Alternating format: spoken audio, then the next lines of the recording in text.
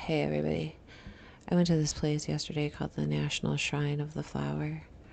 And it's this absolutely beautiful church in Royal Oak, Michigan.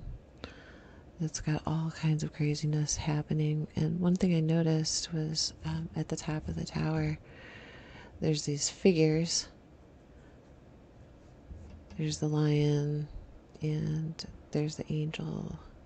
There's a bull over here. Let's see if I have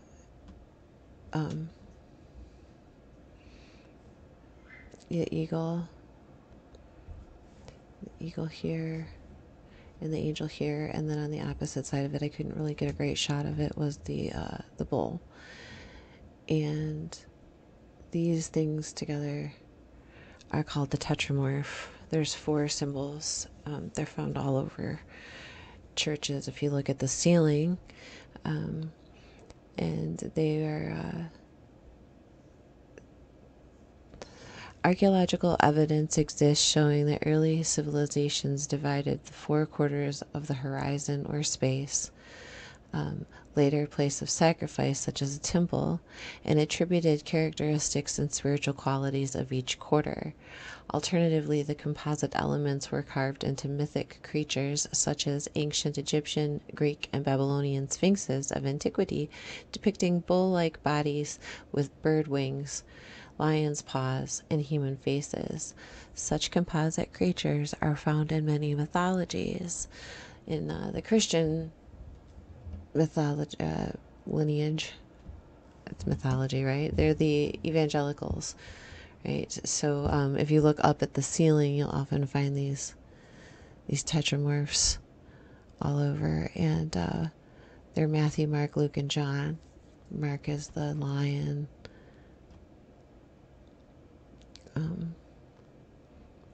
Matthew is the man, Mark is the lion, Luke is the ox, and John is the eagle, right? And they are also the same images that are depicted on the world card in tarot. So these are the 4 quadrants, and they're also in the Druid eightfold wheel. Their correspondences are Soam, Imbolc, Beltane, and Nugatsa, which would be Leo in August, Scorpio in November, October, Imbolc in February here, and Beltane in May. So Taurus here and Aquarius here. And we know also that these types of directional markers were used. Here's a image from Long Crew, and the cairn is divided into these 4 quadrants that are slightly off of direct north, south, east, and west. And the reason for that, we later figured, was because of the direction and placement of the solar movements and the calculations of these, because it's not due north, and it's kind of southeast, northeast, southwest, northwest. It kind of moves in this diagonal shape and goes over the cairns, and many churches follow this same architectural footprint, and they're doing so in order to imply orientation for the visitors. So if you were traveling across the lands and you came upon a church, you might know which way to go next based on where you were standing inside the church. And as we learned from Crichton Miller, see, here's the directions from the top of many during the late Renaissance and beyond. It was quite common to see this on church roofs, ceilings. And from Creighton Miller, we learned that the Celtic cross is actually a surveying tool. It helps us figure out where we're going, where we've been, where we need to go next, and how far away that might be. And as we can see, and if we remember from our conversation with him, these crosses are found all over. And they were used as trade secrets. These were trade secrets. Here's from the Mariners Church in Detroit. And here's the inside of the Holy Sepulchre. And we can see this amazing shadow coming down and telling us what time it is, how much further we have to go in the scope of things. And these are all things that regular people didn't just know. You know, people didn't have a phone in their pocket with GPS on it telling them which way to go and what time it was when they crossed certain time zone barriers. When they were traveling, they had no idea how to decipher these things unless they had the trade secrets. And if they had the trade secrets, they could get their merchandise from here to there, their military from here to there, their missions from here to there. So when they'd go on their pilgrimages, they would take a priest with them, someone who was knowledgeable for the directional markers of these symbols to navigate their path. And that was done by using the light to depict true north as the way to go. It is the way, is the truth of the light. And that gives us direction. We know where to go now, right? So there's secrets hidden in plain sight, and many of them are these crosses, and we find them everywhere. And it's pretty easy to know which way to go next if there's a giant cross in the sky telling you. And I do think that they began as stone circles, and that the stone circles were much more than just calendar markings, because obviously we can see where we're going and what time it is, but we can also see what's happening in different parts of the sphere, based on where the sun is hitting and where the shadows lay. And we can figure out all kinds of things, whether what's coming next, what the seasonal changes will be, where to go and where not to go, and when and where to not, and when to do. And that's really important when it comes to the evolution of the human species, right?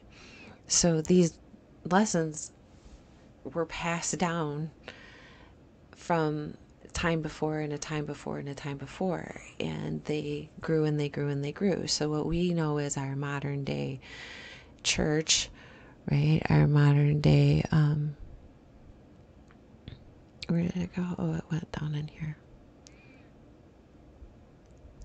Cathedrals, all of these same symbols that we see. I mean, this place is a little scary, right? But they're telling us where to go and what direction to take. And we have these depictions here of swords and staves and cups and earth, and how they're all depicted here on this church. In many churches, this one is super Art Nouveau, and it does some crazy, crazy things. And I just want to show you, first of all, on the ceiling of the church, there's this compass with these markers that tell us which way is due north, and then we can set a path. And I found a lot of information in this book called Make Straight the Path, which is a publication by the Archdiocese of Detroit, a historical documentation of every single church and cathedral built in the city of Detroit from the beginning. So that was the first one was in 1701. Make the path straight, because it's all about where we're going and what happened at what time. It's all of history is encased in these symbols. I may have tried to make that one clearer. Look at, there's a boat with a cross on it. Like, yeah, Knights of the Templar. Well, they knew where to go, and they knew where to take things, and they had ideas that were to be protected, because not just anybody should be able to know where to go and how to get there, right? And that's for several reasons, and what the history of it is, and what the psychology involved is. It's all relative, and that's passed down from Egypt. So here's from the Hathor temple in Dendera, and the deacons basically coming up to get judged, to look in the mirror. We see very rich similarities on the inside of Newgrange here in this cairn. Here's these cups where and the roof comes down, and the backsplash where the harmony happens and the reflection comes off the light and it bounces through, and all these sounds are made, and three-dimensional forms appear in the light. I actually had a really good okay, I don't know what just happened. I lost something, but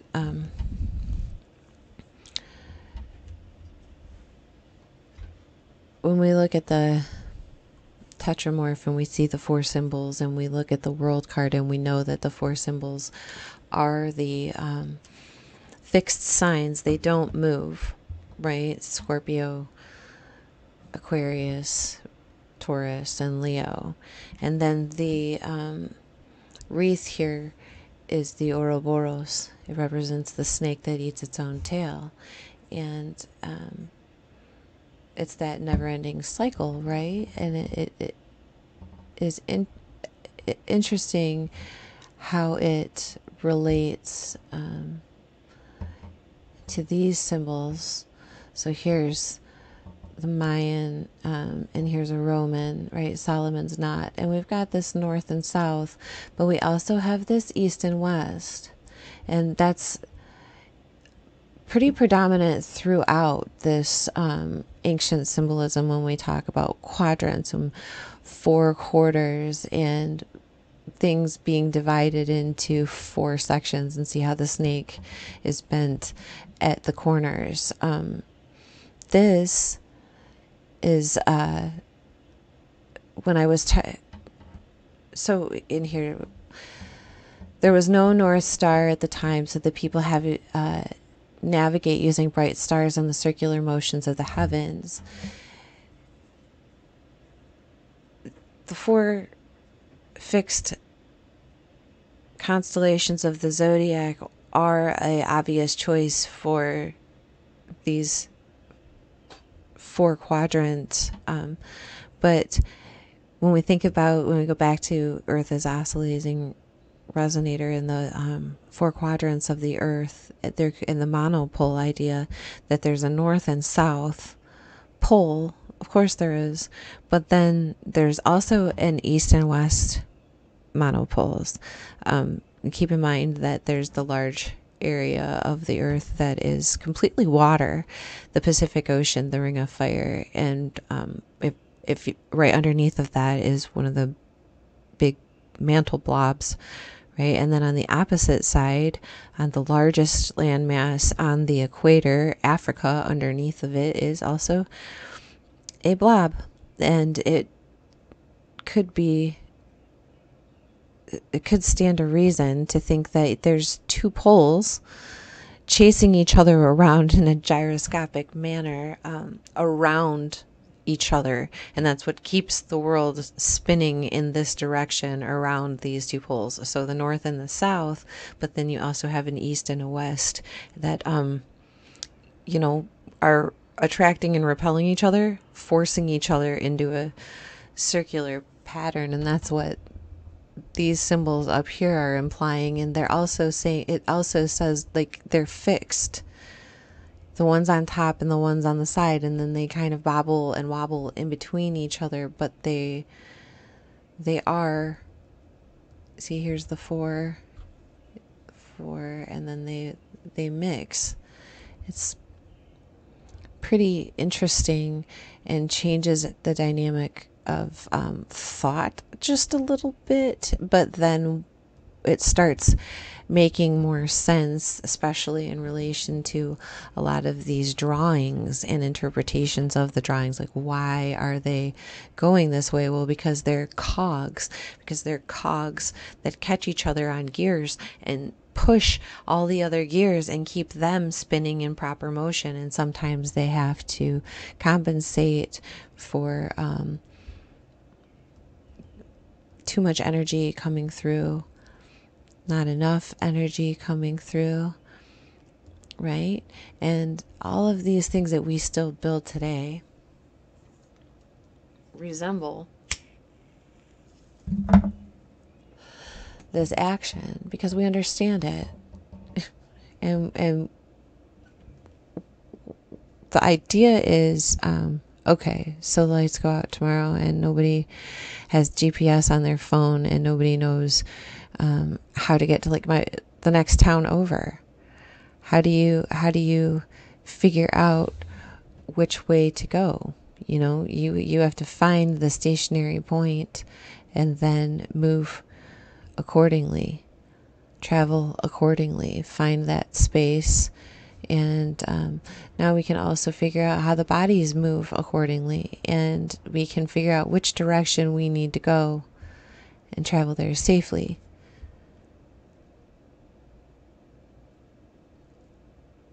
There was this other interesting thing I wanted to show you, because I don't know if it's time to show you that yet, but I can at least show you part of it. Because that's what all they're explaining in their own language of it. Okay, here's our Armenian one.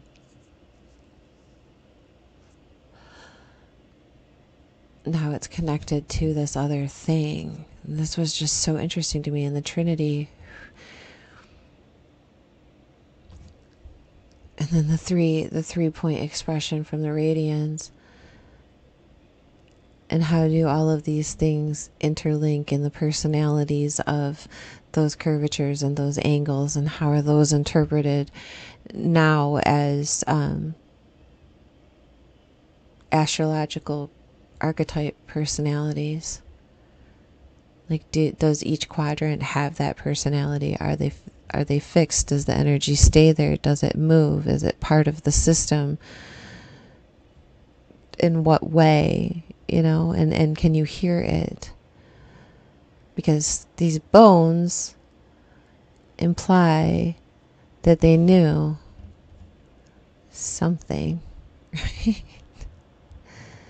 And they were using these buildings, these structures, for a purpose.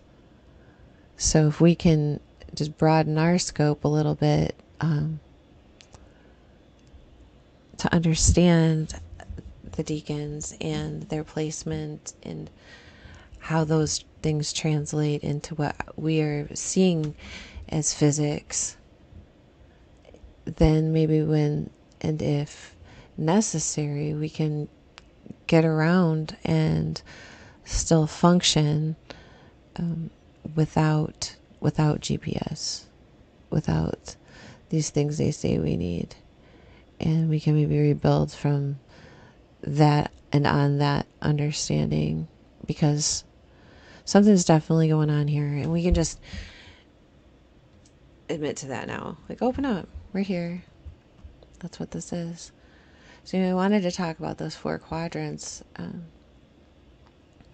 and the fixed stations again, because they're relevant and we still use them. They've been here the whole time. They never. Look at this one. Check this one out. Yeah. Pagan symbols, Christian symbols. They're descriptive. It's our understanding of what's happening. This would be like all of them going in, and this would be like the going out, which is also pretty interesting. And then finding our way through. I did want to show you this one, this amazing picture. And they're octagonal. This whole church is based in octagons, and then there's all of this crazy symbolism. You tell me what it means, but I mean, here's Leo and the sun and Taurus, right? Opposites. Check this weird thing out. Where'd it go? What is that? What is that all about? That's not the picture I wanted to show you, though. I wanted to show you first we have St. Jude, and he's got this crazy flame on his head here, and he's holding this picture of Jesus. I took these pictures yesterday. I was trying to figure out a camera. Then when I went over and I saw Jesus, he was on the other side of the church. He has the craziest thing going on around his head.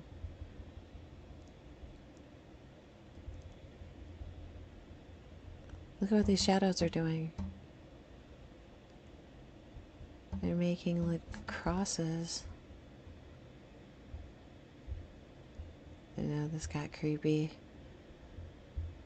But check it out, right? It is octagon. The 4 and 4 with the heart and the flame and the cross right in the center, right? And then behind his head there's these 4, 1, 2, 3, 4 that are actually at these crux points, just like the 4 zodiacal symbols, and then the cardinal paths are straight up like the other ones. I wanted to make sure I got a good one. These, see, and they're squares. The symbolism, so the Holy Trinity of the fish, right? The Piscean fish. Pisces is 2, danger, high voltage. Check this lady out, man.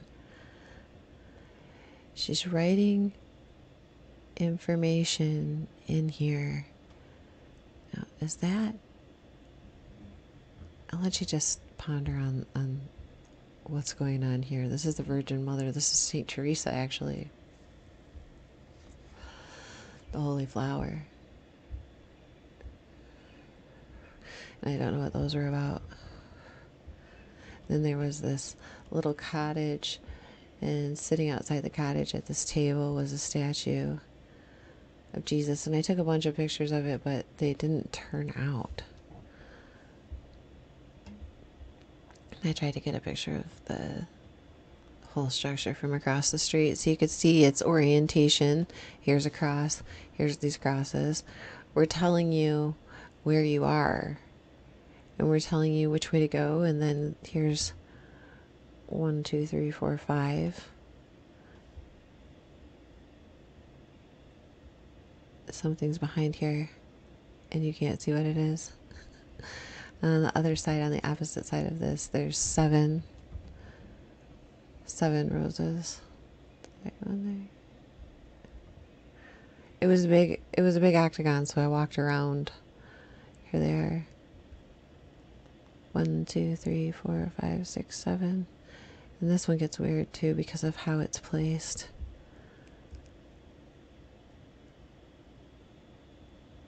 It's talking about your blood. So here's this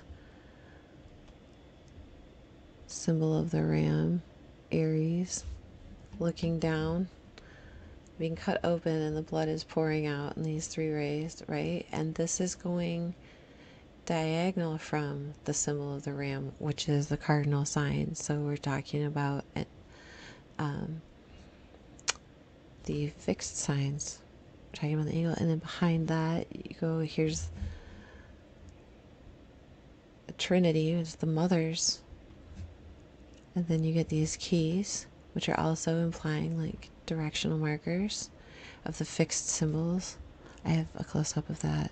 And you go up from there, and it's more of this cross, and these go this way, go that way. It's all pointing to directions. And on this beautiful thing hanging up in the ceiling here, on the diagonal crux corners, what do we have here? In the proper direction? Well, Taurus, the bull.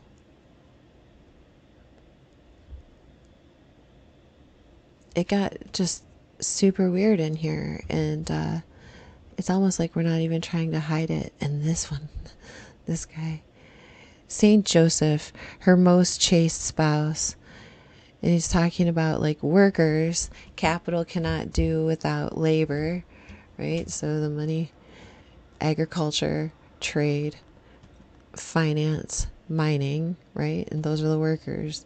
And on the other side, we've got the kings, and we've got labor cannot do without capital. So here's service, commerce, mechanics, and industry. And here he is standing here, and he's holding him an axe or a mattox or something like that. But above his head, we've got like the lily with this very Masonic looking angle here for a script coming down. And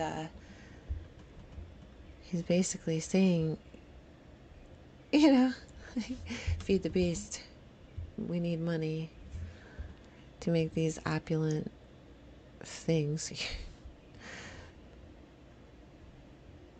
If that don't look like magic, I don't know what to tell you guys. This isn't trying to knock anything. This is trying to figure out what's actually going on here. Because it's super interesting, and I don't understand how we can't see that this is magic. This is, I mean, is that a high priestess or what? Look at her. And this above her head that looks very similar to many other things in Eastern culture.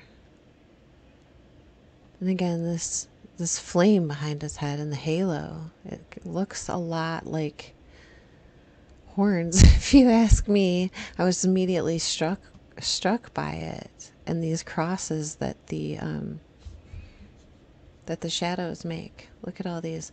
It talks basically about like if you were a mocker, the mockers are gonna burn or something like that, which is also just hellfire and damnation.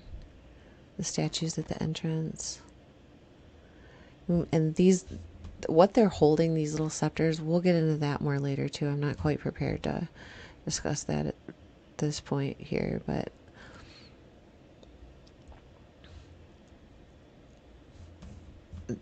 there's something very ancient, pagan, and cryptic about what's happening here. You've got all of the elements. You're talking about blood of Christ, and look at this orb they're sitting on here, and then up into the directions. So if you've mastered the light and how the light sits and changes and what it does over the course of time, then you have mastered the ability to travel, move, grow, so many things. You've mastered a lot of life. Look at this window. I mean, they're for measuring. They're for measuring things. All right, I'll get off this tangent, this kick right now. Go back to the tetramorph. So that's my question, thought analysis, babbling about the tetramorph, about these square symbols that are in the world card. I'm going to try to bring the tarot into this more, which modern day tarot is an amalgamation and manufacture of a organization called the Hermetic Order of the Golden Dawn from the late 19th and early 20th centuries, and it is based in Egyptian tarot Thoth teachings. It's based in the Kabbalah, and it's also based in the Masonic belief structures and tenets. So it's not as pure of a source, but it's kind of like, in a way, a fine-tuned machine that explains the workings of us and the universe. And it's everywhere, and it's on everything, and it's an important point to bring the two things together, the three things together, because it's all one, right? It's modern day overarching belief structure with ancient overarching belief structure with the natural law and physics and behavior of material reality. And if you can master them, then you can understand where you are, where we are, and we can grow. So anyway, that's it for today. I really appreciate you guys being here. Thanks for hanging out, and I'll talk to you soon.